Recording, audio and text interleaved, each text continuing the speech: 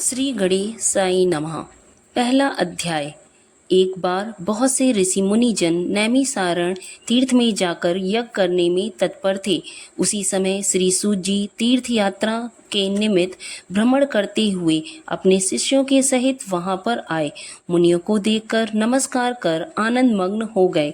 वल्कल वस्त्र पहने, प्रसन्न मुख, चेहरे पर कांति, परमार्थ में निपुण, चंदन से शोभायमान, तुलसी की माला तथा जटाओं का मुकुट धारण किए हुए महाशरणम इस अद्भुत मंत्र को जपते हुए सूत जी को देखकर नैमिसारण्य के महर्षि लोग उठकर खड़े हो गए। मुनियों ने हाथ जोड़कर कहा, हे सूत जी, हम सब लोगों को भगवान की अद्भुत कथाओं को सुनने की इच्छा है। तब सूत जी ने प्रसन्नता से सब ऋषियों के आगे हाथ जोड़कर नमस्कार किया। ऋषि कहने लगे, हे सूत जी, हमने आपके लिए सुंदर आसन बनाया है, आप इस पर बैठिए।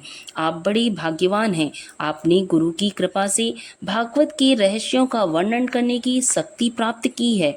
इस संसार सागर में हजारों बातें सुनने योग्य हैं, परंतु उनमें जो भी सार वस्तु हो, संसार सागर डूबते हुओं को पार करने के लिए जो शुभ श्रेष्ठ कथा आपके विचार में हो, वही बताइए।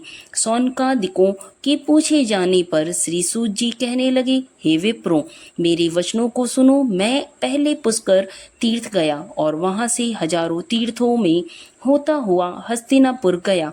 वहां राजा परीक्षित अपने राज्य को छोड़कर अनेक महापुण्यवान ऋषियों के साथ गंगा किनारे जा रहे थे।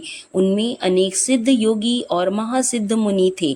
मैं वहां पर उस समाज को पूछ ही रहा था तो वहां श्री कृष्ण भगवान के चरण कमल में मन लगाए महामुनि व्यास जी के पुत्र सुखदेव जी पधारे, जिनकी 8 वर्ष की आयु, शंख के समान कंठ, ऊंचे और चिकने केसों से घिरा हुआ मुख, दृढ़ कंधे, चमकती हुई कांति थी। वह अद्भुत वेश ब्रह्म स्वरूप थे।